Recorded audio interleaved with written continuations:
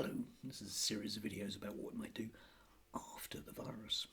I want to talk today about three things, the first of which is groupthink, and then confirmation bias, and then possibly purity as well.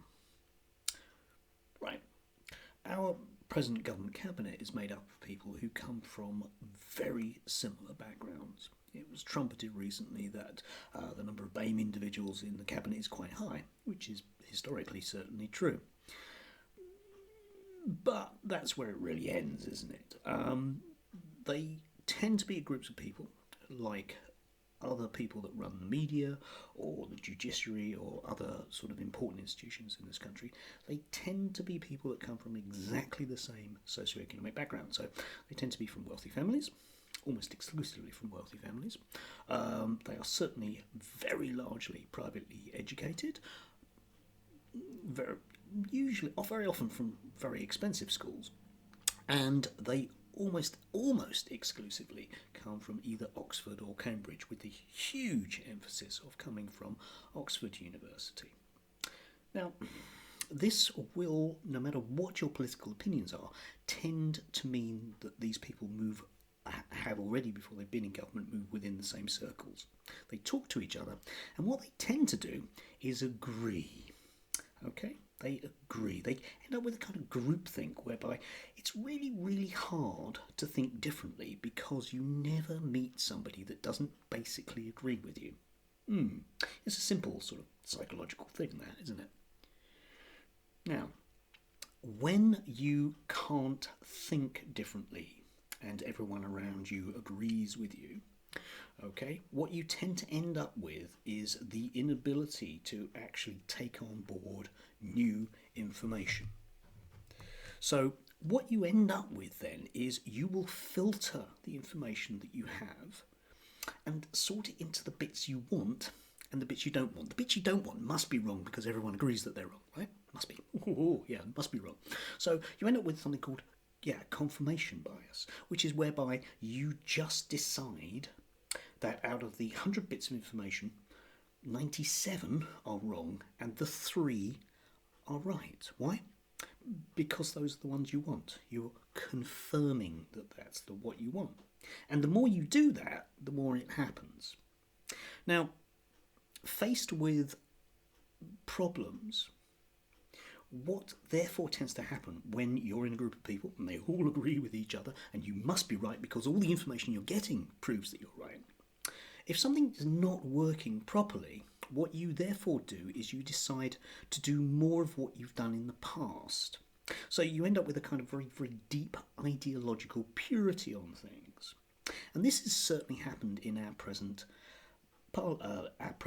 cabinet, whereby they are a group of people who, if you read Britannia Unchained and some of the other things that they write, simply believe that because the market works, because markets are inherently self-correcting, that therefore what they need to do is more of what they've done in the past. And if this doesn't work, if markets don't deliver, or if markets aren't self-correcting, there must be a problem in what you've done, so you need to do more of it. Now, in relation to the coronavirus, what this has meant is that our government certainly have listened to their scientific advisors, but they have chosen to take a certain path through it. And certainly the initial path that they decided to take through it was based upon their ideological purity, which meant that they were going to give precedence to the economy over people's lives. I don't think there can be any real doubt about this. They decided to make a decision on that basis, and they used the scientists as their excuse for it. Now, science isn't totally 100%. Not everyone agrees 100% with things. There will be shades. So you might agree that they might be hawks and doves, as we used to say. Okay? Some people sort of want to be quite aggressive with something. Some people don't want to be very aggressive at all. That's what you end up with. Okay, so that's what's happened. They decided to take the scientific advice which suggested that we could go for herd immunity. It was wrong. They have now lied about that, and they've denied that that ever happened. And probably in their minds, it didn't, because that's part of groupthink as well. You just kind of ignore those things because everyone is saying the same thing. Must be true, Everyone says the same thing. This will carry on leading to problems. It will mean, because these are a group of people whose ideological purity says that the economy must take precedence, they will make mistakes coming out of a lockdown, which will mean that more people will die.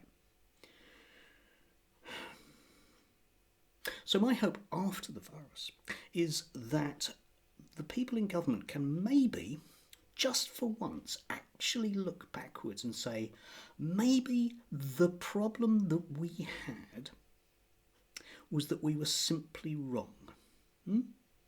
Simply wrong. I don't believe they will. These are not a group of people that believe the evidence in front of their faces. And that's quite dangerous. These people do not present common sense policies. They present us with a level of ideological purity. They are the sorts of people that would argue that Stalin was an ideological purist, which he was. Stalin got rid of Lenin's new economic policy and replaced it with collective farms, which led to starvation.